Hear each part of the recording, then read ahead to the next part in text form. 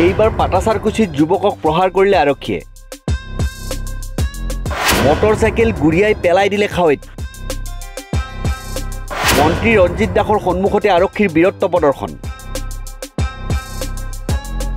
জানিব পৰা অনুসৰি ৰবিবাৰে বিয়লি 2 মান বজাত গুৱাহাটী অভিমুখী মন্ত্ৰী ৰঞ্জিত দত্তৰ কনভয়ৰ আৰক্ষীৰ লোকসকলে পাটাচাৰকুছি অঞ্চলত হাইৱেৰ কাষত বাহন ৰখাই এগৰাকী বাইক আৰোহী যুৱকক আবদ্ধ কৰি প্ৰহাৰ কৰাই নহয়, বাইকৰ চাবি কাঢ়ি লৈ বাইকখন ৰাস্তাৰ কাষৰ খাৱৈত পেলাই থৈ যোৱাৰ ঘটনা সংঘটিত হৈছে। মন্ত্ৰীগৰাকীৰ উপস্থিতিতে আৰক্ষীৰ লোকসকলৰ এনে গুণ্ডামি প্ৰত্যক্ষ কৰা লোকসকল হতভম্ব হৈ পৰাই নহয়। অসম জাতীয় পৰিষদৰ নেতা অচিন্ত ৰয় নামৰ সমাজ সচেতন যুৱকগৰাকীয়ে ঘটনাটোৰ ওপৰত সামাজিক মাধ্যমত এটা পোষ্ট দিয়াৰ লগতে প্ৰহিত বাইক আৰোহী যুৱকজনৰ ভিডিঅ' দাঙি ধৰাৰ পিছতে সমগ্ৰ ঘটনাটো পোহৰলৈ আহে। প্ৰত্যক্ষদৰ্শী যুৱক ৰয়ৰ সৈতে যোগাযোগ কৰাত তেওঁ জানিবলৈ দিয়ে যে পাঠশালাৰ ফালৰ পৰা গুৱাহাটী অভিমুখী মন্ত্ৰীৰ কনভয়ক বাইক আৰোহী যুৱকজনে অভাৰটেক কৰাৰ দোহাই দিয়েই কনভয়ত থকা 6-7জনীয়া আৰক্ষীৰ দল এটা নামি আহি হেলমেট পৰিধান কৰা যুৱকজনক প্ৰহাৰ কৰিবলৈ ধৰে। আৰক্ষী লোককেইজনৰ প্ৰহাৰত যুৱকজনৰ হেলমেটটো ভগাৰ লগতে মূৰৰ পৰা হেলমেট খোলাৰ পিছতো আৰক্ষীয়ে আৰু বগা চিভিল ড্ৰেছ পৰিধান কৰি থকা এজন লোকে যুৱকজনৰ নাকে মুখে ঘুচা মাৰে।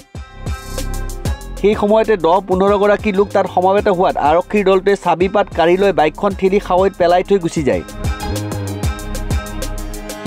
সেই স্থান ত্যাগ কৰিবৰ সময়ত বাহনৰ গ্লাছ খুলি মন্ত্ৰী দাসে উপস্থিত লোককেইগৰাকীৰ আগত এই বুলিও টিপ্পনী দিয়ে, মদ খাই লৈ অভাৰটেক কৰিছিল, কৰবাৰ বদমাছ ল'ৰা এইটো। কিন্তু ঘটনাৰ সময়ত উপস্থিত থকা লোকসকলে প্ৰহিত যুৱকজনৰ লগত কথা পাতি মদ খোৱাৰ কোনো প্ৰমাণ নাপালে। উল্লেখ্য যে মন্ত্ৰীগৰাকীৰ উপস্থিতিত তেওঁৰ নিৰাপত্তাৰক্ষীয়ে বাইক আৰোহী যুৱকজনক প্ৰহাৰ কৰাৰ সময়তো মন্ত্ৰীগৰাকী বাহনৰ পৰা নামি আহি হস্তক্ষেপ কৰা নাছিল। একমাত্ৰ অভাৰটেক কৰাৰ নামত হকে বিহকে তেওঁক প্ৰহাৰ কৰা হ'ল। প্ৰাপ্ত তথ্যমতে মন্ত্ৰীসহ কনভয়ৰ দলটোৱে পাটাচাৰকুছি থানাত বাইকৰ চাবিপাত গতাই থৈ যোৱাৰ পিছতেই থানাৰ পৰা আৰক্ষীৰ লোক আহি প্ৰহিত যুৱকসহ বাইকখন থানালৈ লৈ যায়।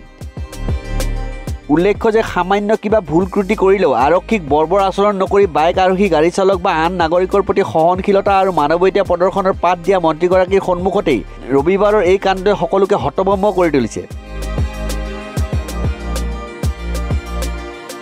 News desk report, news 13।